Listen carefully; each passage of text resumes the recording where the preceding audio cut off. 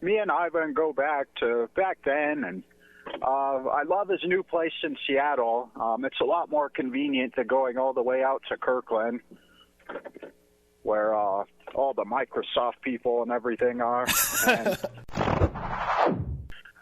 absolutely. They're one of the most intelligent mammals, and I've always liked the river dolphins a lot, like the rare freshwater ones in the Amazon River. And there's a dolphin in captivity I was reading about that knows 2,000 different sentences and 600 different words. Yeah, the one that I saw at the Sea Life in Mexico, it did like tricks, like it did a dance with me. That's what the picture is. And so that was an awesome experience. I'd love to do well enough in MMA to be able to travel around and donate what I can to the World Wildlife Federation and Sea Shepherds to be able to help the dolphins and river dolphins. And because we got to see every animal as sacred, especially really intelligent ones like dolphins. It's kind of like we're all one interconnected universe, like in the Heisenberg uncertainty principle, where all the particles are shown to be interconnected, and we all come from the same creator. So it's really important to watch out for species like dolphins, and it'd be great to be able to travel around to New Zealand and swim with them in the wild, and be able to do well enough in MMA to go skydiving, travel around, surf, hang out with dolphins. Yeah, I would love to. I was actually leaving them some comments, the Sea Shepherds, on Facebook, but I didn't get anything back. I think it would be cool if they actually had some MMA fighters or someone on there that could battle back with the Japanese fishermen when they try to club them over the side or something. Or maybe some baseball players that can actually hit what they're aiming at when they throw stuff back at them. Yeah, I did once. I went to Mexico and helped build some stuff for a poor family.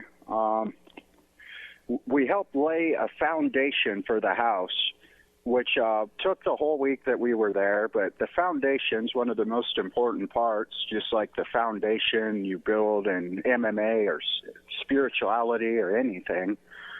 So it was a really rad experience. That's actually where I got to swim with the dolphin. When we had a break from it, me and my wife went to the Sea Life there. Okay. And I donate regularly to the World Wildlife Federation and the International Children's Care Villages. So those are some really good causes I'd like to bring some recognition to. And there's a whole bunch of them out there. It's easy enough for anyone to find. But if you got to think, if out of billions of people in the world, if everyone donated $20 even when they had it, that would be like 20 billion. So as much as the news and media focuses on all the bad things happening in the world, I think they should spend an equal amount of time focusing on the good things and the orphans and people doing good things for endangered species and how we can be a part of the positive things happening. The way I got into MMA is when I was a kid, I always went back and forth between watching the Bruce Lee movies and everything and wanting to be a martial artist and being inspired by music and wanting to be a musician and an artist as well. So now I'm kind of hoping I can be blessed enough to do both, do well in MMA, and then that would open up the doors to be able to do some music and creative expression. And it's all interconnected, whether it's flowing one chord or note to the next in music, or one submission to the next in jiu-jitsu, or one rhythm to the next in stand-up, or one subatomic particle to the next in string theory. That's the beauty of our universe and the Great Spirit's creativity, the sacrednicity and interconnectedness of it all. And yeah, absolutely. Right now, I'm just working on developing my classical style on guitar, which I think is going to make me a better fighter, and help develop my rhythm, and also I'm able to do a little bit of TV stuff between fights. Living here in Hollywood now, which has been really cool. So hopefully I can do more of that as well, and just live life to the fullest and make the most out of the experience. The Hinata Saga. Well, that is a parallel universe where me and Rasan are arch enemies. And this universe, we're actually really good friends. Rasan's a great actor and great jiu-jitsu guy I'm always learning stuff from, and he's one of the best actors out there, I think, him and Morgan Freeman. A lot of people wrote me a bunch of emails about how they didn't like how I was conducting myself towards Hinato and this and that, and I had to explain to them that, acting's like an art of playing different characters, and the guy who plays the devil in The Passion of Christ isn't really a bad guy. He's probably actually a fun guy to hang out with. It's just a part you're playing. I think they just got lost in my character and acting skills. Right now, I'm not having any greens or anything. I'm just training and staying focused and on a natural high of getting some good victories and the adventure of competing and everything.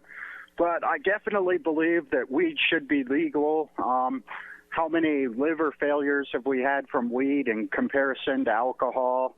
Or how many cancers have we had from weed in comparison to smoking cigarettes? And the number one killer, more than drinking and smoking or anything, is obesity. And that's a lot of the people that are sitting on their ass eating Big Macs, watching Republican TV, talking about how bad kids are smoking their dope. And so I take it you're definitely not Republican. Well, I agree with the intelligent parts of the Republican Party and the intelligent parts of the Liberal Party. I believe I side with the liberals on legalizing weed and on taking care of our environment and endangered species.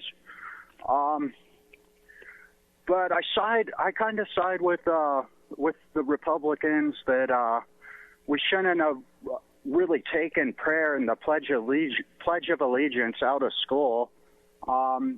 It doesn't have to be like a prayer for just Christians or anything, but I think it's good to teach our children good morals and wanting to pray or visualize good things for our country and future. So I think we need a third party that takes the intelligent parts of both sides and gets rid of the stupidity, and then it'd be all good. That was the first time I tried it when I met my wife, and she was the first one that I met on there. But I'm not really that social of a guy. I don't really go out to bars a lot. I just train and hang out in the gym. So, again, it's the great invention of the internet to be able to find people that you have stuff in common with or anything you want to become more knowledgeable about. You can find pretty much anything on Craigslist, even a wife. Yeah, I was traveling around, and I was a hippie street kid searching for what I wanted to do in life. I went to North Carolina a while, Las Vegas, and came back to Seattle to learn how to play and get in a band maybe. And Seattle was the first city that was like home to me, and I made lots of really good friends there. And I heard about UFC making a comeback, and my parents moved to my mom moved to Washington. It's close to Oregon, where Team Quest was. So that's how I got back into MMA and trained at Team Quest. Then I went back to Seattle a while and trained at AMC with Ivan and Matt Hume and Josh Barnett and everyone.